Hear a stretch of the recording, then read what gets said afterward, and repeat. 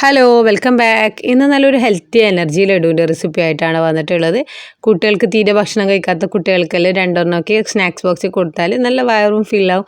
അതുപോലെ തന്നെ നല്ല ഹെൽത്തി ന്യൂട്രീഷൻ വാല്യൂ ഉള്ള നല്ലൊരു ഹെൽത്തി ലഡുവിൻ്റെ റെസിപ്പിയാണ്.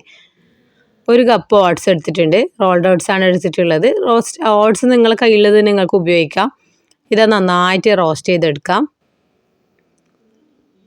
കരിയാതെ ശ്രദ്ധിക്കണം, വേഗം കരിയാൻ ചാൻസ് ഉണ്ട്. അതുകൊണ്ട് ഇളക്കി നമുക്ക് വേഗം ഒന്ന് റോസ്റ്റ് ചെയ്തെടുക്കാം. നന്നായിട്ട് അതിൻ്റെ പച്ചച്ചുവ മാറുന്നത് വരെ റോസ്റ്റ് ചെയ്തെടുക്കാം. ഒരു മിക്സിയുടെ ജാർ എടുത്തിട്ടുണ്ട്.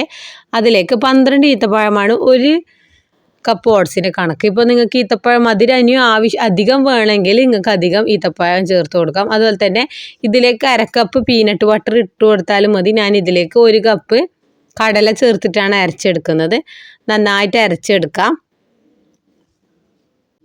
ഇതിങ്ങനെ അരക്കുന്നില്ലെങ്കിൽ ആദ്യം കടല പീനട്ട് ബട്ടർ ആക്കിയതിന് ശേഷം ഈത്തപ്പഴമായിട്ട് അരച്ചെടുത്താലും മതി. നന്നായിട്ട് അരച്ചെടുക്കാം. അതിൻ്റെ ഓയിൽ കണ്ടൻറ്റൊക്കെ പുറത്ത് വരുന്നതിന് നന്നായിട്ട് അരച്ചെടുക്കാം. ഇനി ഇതിലേക്ക് നമ്മൾ വറുത്ത് വെച്ച ഓട്സ് ഇട്ടിട്ട് ജസ്റ്റ് ഒന്ന് ബ്ലെൻഡ് ചെയ്തെടുക്കാം. ഫുള്ളായിട്ട് പൊടിച്ചെടുക്കണമെന്നില്ല, ഒരു ചെറിയ ചെറിയ തരിതരിപ്പോടെ നമുക്കിത് പൊടിച്ചെടുക്കാം.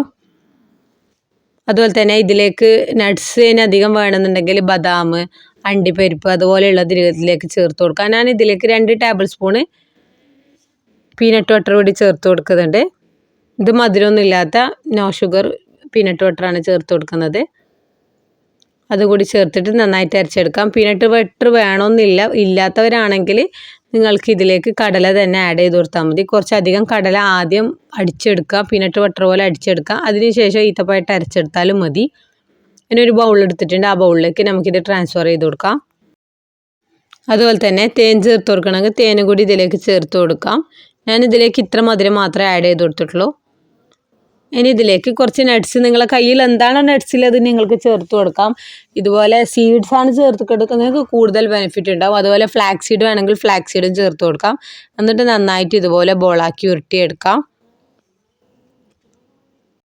കുട്ടികൾക്ക് ഇഷ്ടമുള്ള ഷേപ്പിലാക്കിയെടുക്കാം. അതുപോലെ തന്നെ ബാർ ആക്കുന്നെങ്കിൽ ഒരു പാത്രത്തിലേക്ക് സ്പ്രെഡ് ചെയ്ത് കട്ട് ചെയ്തെടുക്കാനും പറ്റും.